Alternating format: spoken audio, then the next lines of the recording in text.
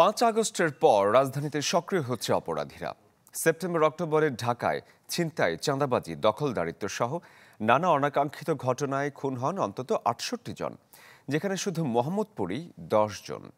অপরাধ ঘটলে তাৎক্ষণিক ব্যবস্থা না নেওয়া এবং আইনশৃঙ্খলা বাহিনীর নিরাপত্তাকেই এজন্য দুষছেন বিশ্লেষকরা।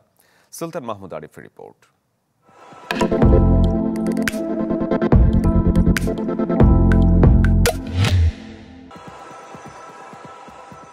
18 সেপ্টেম্বর সকাল 8টা, রাজধানীর মোহাম্মদপুরের নবীনগর হাউজিং।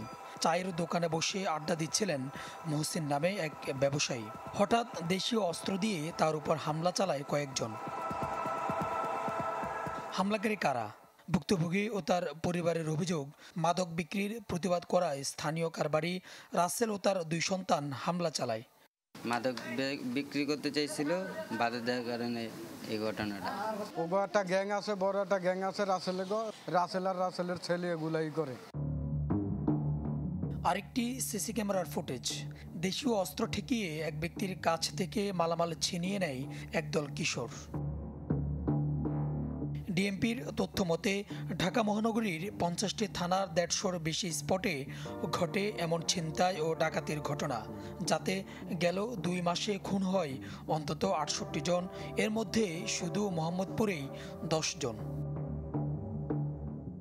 অপরাধ বিশ্লেষকদের মতে রদবদলে রাজধানীর পরিস্থিতি বুঝে উঠতে সময় লাগছে পুলিশের, আর এই সুযোগ কাজে লাগাচ্ছে অপরাধীরা। কোন এলাকাগুলো অপরাধপ্রবণ, কোন ব্যবস্থায় বা প্রক্রিয়া এগুলোকে নিয়ন্ত্রণে আনা যায়, এই ব্যবস্থাপনাটা জানতে এবং বুঝতে কিন্তু নতুন যারা দায়িত্বে এসেছেন তাদের সময় লাগছে। আর এই সময় লাগাটাকেই কিন্তু অপরাধপ্রবণ গোষ্ঠী বা ব্যক্তি যারা তারা মনে করছেন তাদের অপরাধ করার সময়। পরিস্থিতি নিয়ন্ত্রণে নানা উদ্যোগের কথা জানিয়েছে পুলিশ।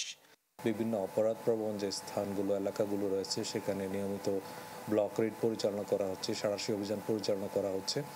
এর বাইরে পেট্রোল টিম কার্যকর করা হয়েছে, বিভিন্ন জায়গায় চেকপোস্ট স্থাপন করা হয়েছে, ফুড পেট্রোল বাড়ানো হয়েছে, গোয়েন্দা নজরদারি বাড়ানো হয়েছে। সর্বোপরি অপরাধ নিয়ন্ত্রণে আমাদের যে প্রতিরোধমূলক যে কার্যক্রমগুলো সেগুলো অনেকটা জোরদার করা হয়েছে।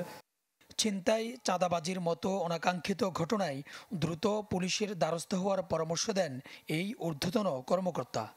জনগণের কাছে আমাদের একটাই বার্তা, আপনারা যত আতঙ্কিত হবেন না, পুলিশকে আপনারা অপরাধ সম্পর্কে এবং অপরাধীদের সম্পর্কে তথ্য দিবেন।